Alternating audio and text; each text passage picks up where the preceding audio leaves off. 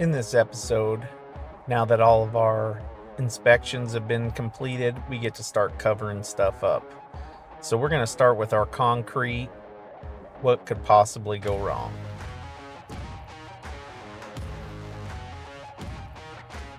Starting with a good cleanup, we're going to go ahead and vacuum out all the cracks and crevices of all the dirt and debris that's got in there.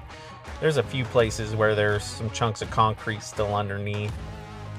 We want to be able to get this to mate up to our new concrete real well, so we're going to do some vacuuming, removing any of the little debris that's still left.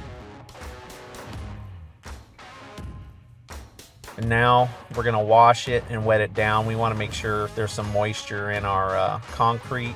Before we do that, I did turn the power off to this outlet.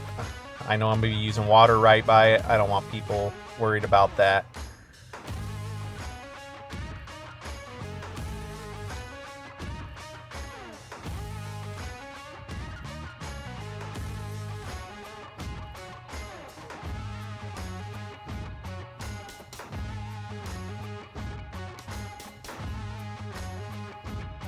I probably should have from the beginning just covered this outlet as well. I know there's no power to it, but we still don't want no water getting in there. Make sure that our concrete's nice and wet for a couple of reasons. One, it won't suck the moisture out of our new concrete. And two is our bonding and adhesive states that you want the concrete nice and wet whenever we apply it. We're going to be trying to do everything we can to make sure this mates together our old and our new concrete the best as possible.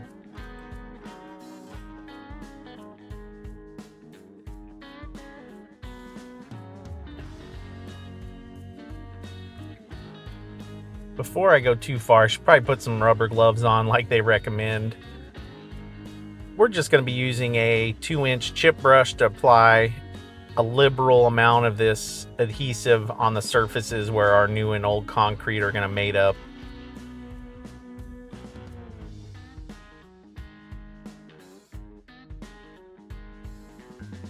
We're going to go ahead and get everything ready and start pouring our concrete.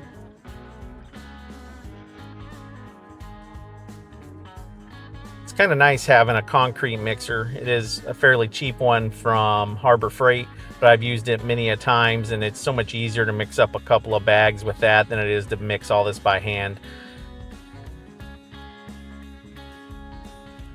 Having this mixer does make some things easier, but then it also makes other things harder by there's not a lot of room to move around in here.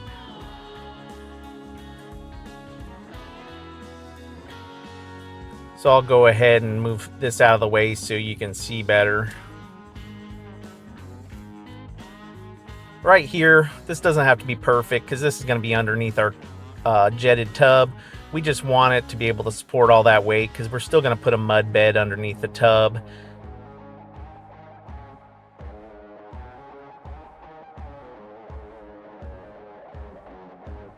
We went ahead and mixed up 2 batches, and we're spreading it over here where our toilet's going to be.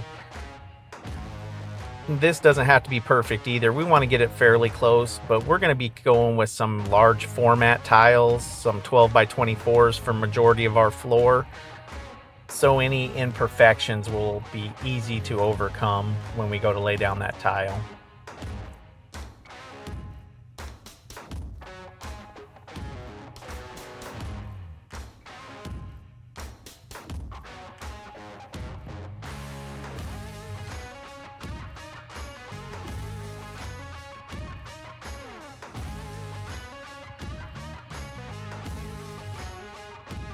I didn't get any video of this.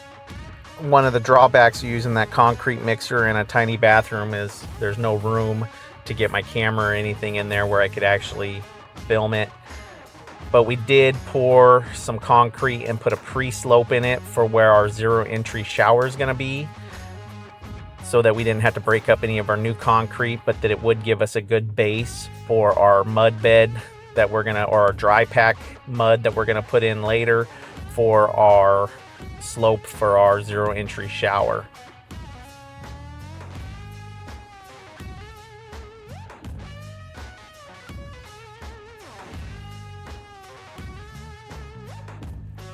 Now, a few days later, we're going to come in and start carving that shower slope.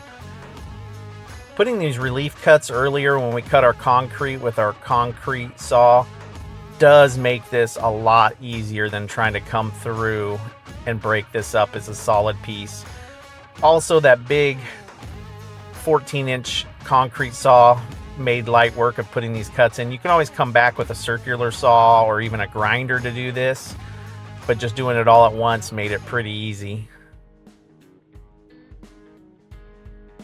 Now, when I say easy, it still took me probably 2 hours to break this all up and kind of get our slope. We want to be able to have some thickness for our mortar bed.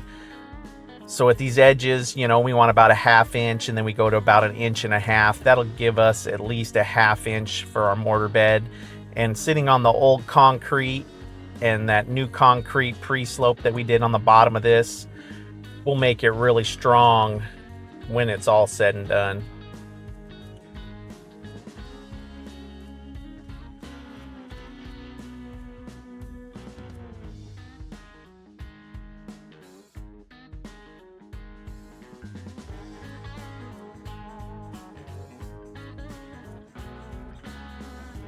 And with that, we're done with this episode. If you enjoyed, please give a like and subscribe. Follow along as we finish our master bathroom remodel.